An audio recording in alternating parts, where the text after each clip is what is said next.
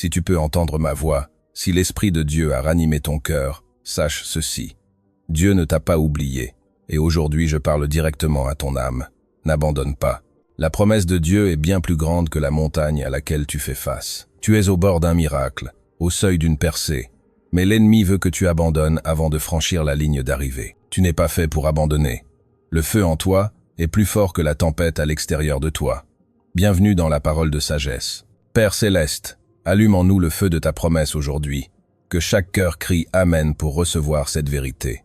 Si tu n'es pas déjà abonné, abonne-toi, like la vidéo et active les notifications pour rester à jour avec la parole de Dieu. J'ai besoin que tu comprennes quelque chose tout de suite. Élu. Ta lutte n'est pas la fin de ton histoire. Ce que tu affrontes aujourd'hui n'est qu'un petit chapitre dans le chef-d'œuvre que Dieu écrit sur ta vie. Tu es plus que ta douleur. Tu es plus que la bataille dans laquelle tu es. Tu es élu, et la promesse de Dieu sur ta vie est plus grande que l'attaque de l'ennemi contre toi. Laisse-moi te ramener à l'histoire de Joseph, trahi par sa propre chair et son propre sang, vendu en esclavage par ceux qui auraient dû le protéger, emprisonné pour un crime qu'il n'avait pas commis. Joseph avait toutes les raisons d'abandonner. Il avait toutes les raisons de remettre en question le plan de Dieu. Mais Joseph n'a pas abandonné. Même quand ses circonstances semblaient désespérées, il s'est accroché à la promesse. Écoute-moi aujourd'hui. Le puits n'est pas ta destination.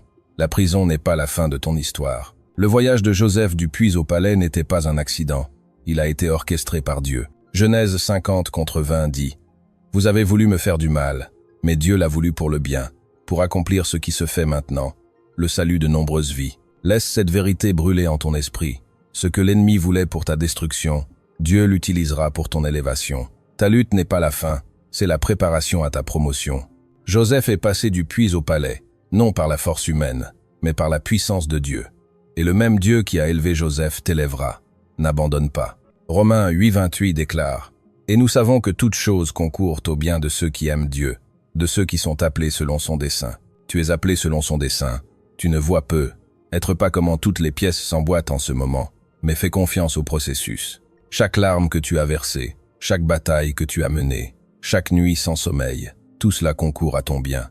Tu ne combattes pas seul. Dieu est avec toi dans cela, et sa promesse pour toi est plus grande que la lutte dans laquelle tu es en ce moment. Maintenant, parlons de l'attente. Oh, l'attente. Pour toi, l'attente semble une éternité. Tu as prié, tu as jeûné, tu as cru, mais rien ne semble bouger. L'ennemi murmure à ton oreille. Ça n'arrivera jamais. Dieu t'a oublié. Mais laisse-moi te dire quelque chose tout de suite. Les retards de Dieu ne sont pas ses refus. J'ai besoin que tu saisisses cette vérité. Le timing de Dieu est parfait. Le même Dieu qui a créé les cieux et la terre, qui a placé les étoiles, qui tient le temps dans ses mains, ne t'a pas oublié. Son plan est toujours en marche, même quand tu ne le vois pas. Regardons Abraham et Sarah. Dieu leur avait promis un fils, mais des années passèrent sans accomplissement. La tentation de prendre les choses en main les mena à Agar, mais le plan de Dieu était toujours en marche. La promesse était Isaac, pas Ismaël, et au moment fixé, Isaac naquit. Genèse 21:1 dit « L'Éternel visita Sarah comme il l'avait dit, et l'Éternel fit à Sarah comme il l'avait promis. Laisse-moi déclarer cela sur ta vie. Dieu accomplira exactement ce qu'il a promis. Tu ne connais peu, être pas le moment. Tu ne connais peu, être pas le comment. Mais tu peux être assuré que la promesse de Dieu sur ta vie ne retournera pas vide. Dans l'attente, Dieu travaille. Il travaille pour toi, et il travaille en toi. Ésaïe 40:30 dit « Mais ceux qui se confient en l'Éternel renouvelleront leur force. Ils s'élèvent sur des ailes comme des aigles. Ils courent et ne se lassent point. Ils marchent et ne se fatiguent point. » Élu, dans l'attente, ta force est renouvelée. Tu te sens peu, être faible en ce moment. Mais dans l'esprit, Dieu te rend plus fort que jamais. Il construit en toi de l'endurance, de la force, et une foi qui peut résister à l'épreuve du temps. Il te prépare pour la promesse. Ne confonds pas l'attente avec l'inactivité. Dieu travaille même quand tu ne le vois pas.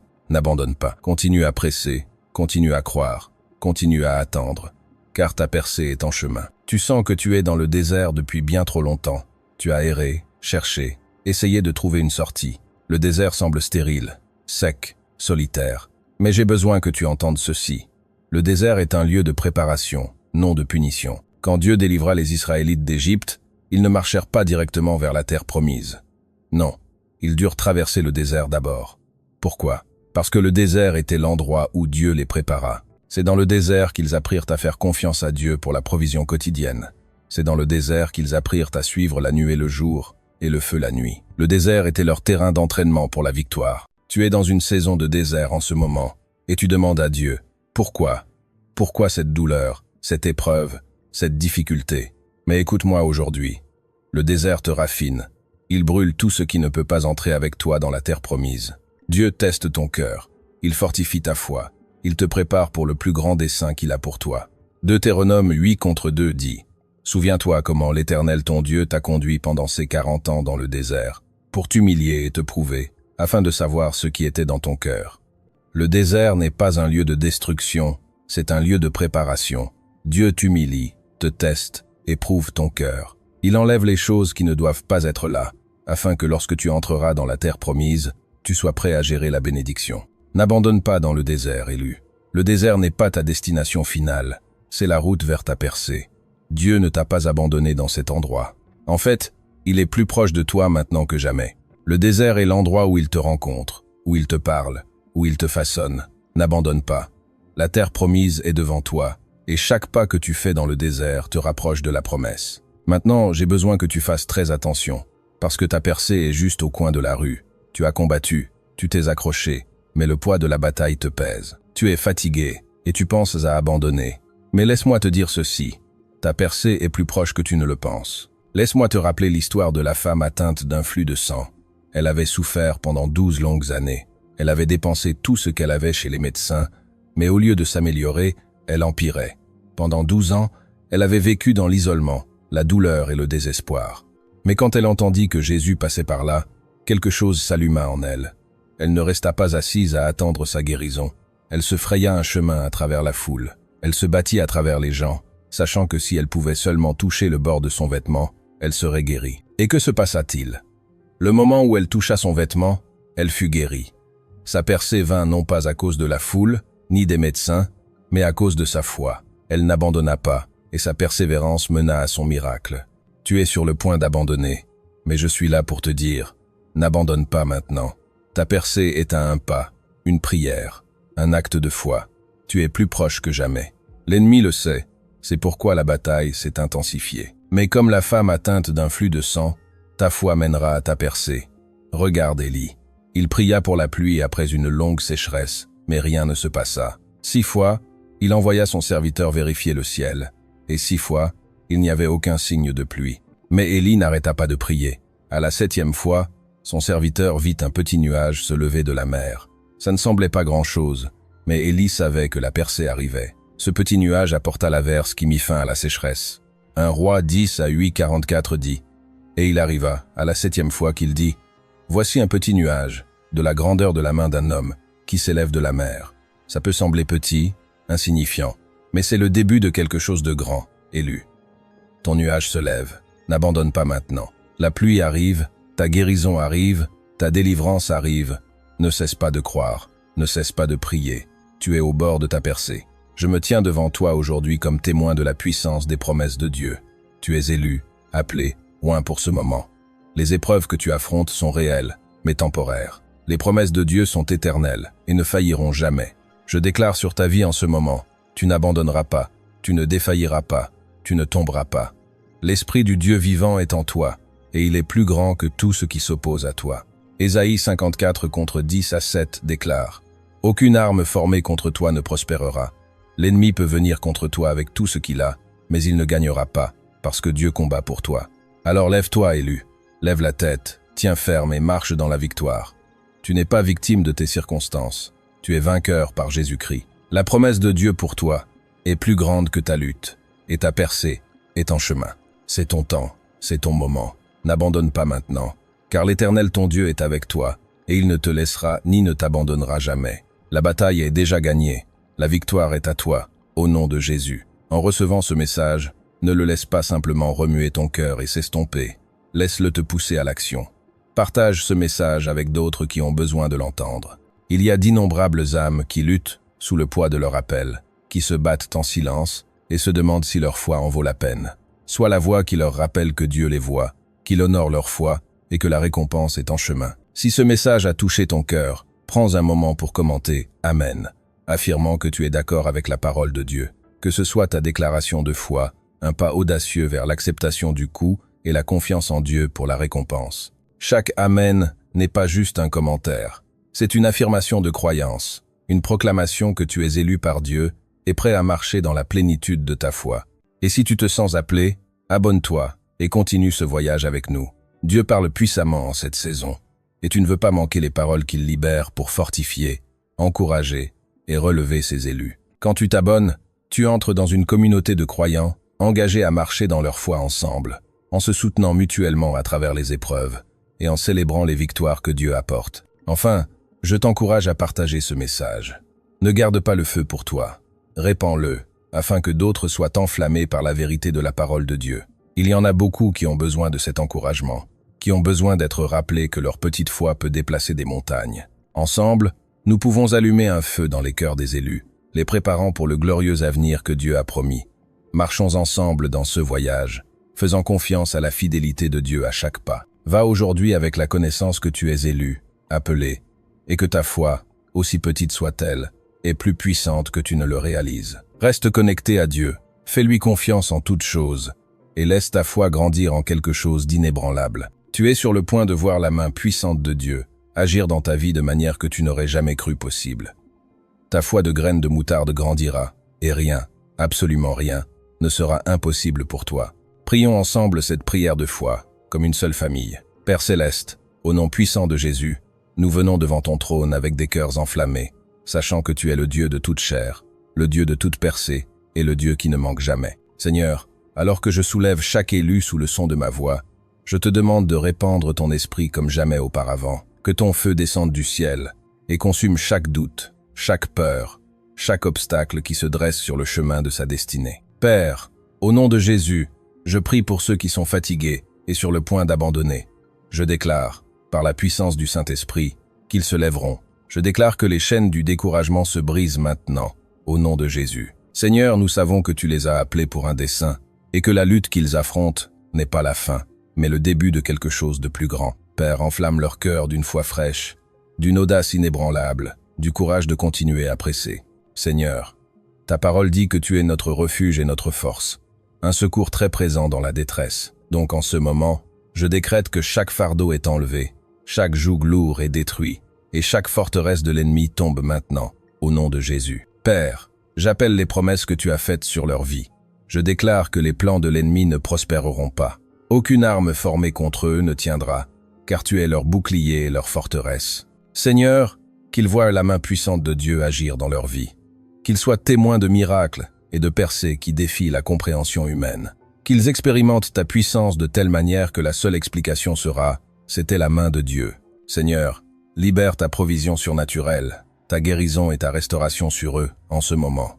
Je décrète que les lieux stériles de leur vie déborderont d'abondance. Saint-Esprit, inonde chaque saison de désert qu'ils traversent. Nous savons, ô Dieu, que tu n'es pas silencieux dans le désert, mais que tu parles, tu agis, tu les prépares pour le plus grand dessein que tu as ordonné. Au nom de Jésus, je déclare que chaque épreuve les raffine, chaque difficulté les positionne pour la promotion.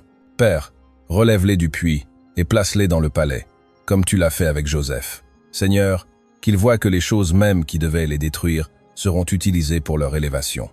Transforme leur deuil en danse, leurs cendres en beauté, leur chagrin en joie. Père, je soulève ceux qui attendent ton timing. Je déclare que la force de Dieu les remplit pendant qu'ils t'attendent. La Bible dit que ceux qui se confient en l'Éternel renouvelleront leur force. Ils s'élèveront sur des ailes comme des aigles. Je déclare, élus, que vous vous levez avec une nouvelle force en ce moment. Vous courez et ne vous lasserez point. Vous marcherez et ne vous fatiguerez point. Je combats chaque esprit d'impatience, chaque esprit de doute, chaque mensonge de l'ennemi qui dit que ça n'arrivera jamais. Satan, tu es un menteur. La promesse de Dieu est « oui » et « amen », et elle s'accomplira en son temps parfait. Père, je parle à ceux qui se sentent perdus dans le désert, qui sentent qu'ils errent sans but. Je déclare que cette saison de désert n'est pas leur fin. Au nom de Jésus, je prie pour qu'ils te trouvent au milieu de leur désert. Que ta voix soit plus forte que tout doute, que ta présence soit leur guide, leur force, leur pain quotidien. Seigneur, comme les Israélites, qui errèrent 40 ans sans manquer de rien, je déclare que tu pourvoiras à chaque besoin, tu les soutiendras et tu les mèneras dans la terre promise. Père, Je soulève ceux qui sentent que leur percée est hors de portée. Je déclare, par l'autorité du ciel, que leur percée est plus proche qu'ils ne le pensent. Comme la femme atteinte d'un flux de sang se fraya un chemin dans la foule, je déclare que tes élus presseront à travers le bruit, l'opposition, les épreuves, et toucheront le bord de ton vêtement divin. Je décrète que des miracles, des signes et des prodiges sont libérés en ce moment. La percée pour laquelle ils ont prié est en chemin. Seigneur, je soulève ceux qui partageront ce message, qui commenteront, qui likeront, qui s'abonneront, qui diront Amen dans la foi. Père, je te demande de les bénir abondamment, que leur obéissance et leur fidélité soient rencontrées par un outpouring de ta faveur. Seigneur, bénis-les dans leur sortie et leur entrée. Ouvre des portes d'opportunité, ouvre les fenêtres du ciel, répands des bénédictions qu'ils ne pourront contenir. Je décrète, au nom de Jésus, que tandis qu'ils répandent ce message, la puissance du Saint-Esprit touchera des vies, guérira des cœurs, brisera des chaînes et amènera des âmes dans ton royaume. Seigneur, nous te remercions pour le feu de ton esprit qui tombe en ce moment. Nous te remercions que chaque prière priée aujourd'hui est déjà répondue au ciel. Nous te remercions que ta parole ne retourne pas vide, mais accomplit tout ce pourquoi elle a été envoyée. Je déclare que des cœurs s'enflamment, des vies se transforment, et des percées sont libérées même pendant que nous prions. Ce n'est pas un hasard si tu lis ces lignes aujourd'hui. Ce n'est pas une simple coïncidence. C'est un rendez-vous divin. Dieu t'a amené ici pour te rappeler que ton histoire ne se termine pas dans la poussière de la bataille, mais dans la gloire de sa victoire. Tu as traversé des nuits de pleurs, des saisons d'incompréhension, des vents contraires qui semblaient vouloir t'anéantir. Pourtant, regarde-toi, tu es encore debout. Si le diable avait pu t'arrêter, il l'aurait déjà fait. Mais il n'a pas pu, parce que la main de Dieu est sur ta vie. Ce feu que tu sens brûler en toi, c'est la preuve que tu n'as pas été abandonné. Dieu n'a pas terminé avec toi, et tant que tu respires, la promesse est encore vivante. Ne te décourage pas à cause du retard. Ce que tu appelles attente, Dieu l'appelle préparation. Ce que tu perçois comme une pause, Dieu l'utilise comme un processus. Le potier ne laisse pas l'argile quitter la roue avant qu'elle ne soit prête.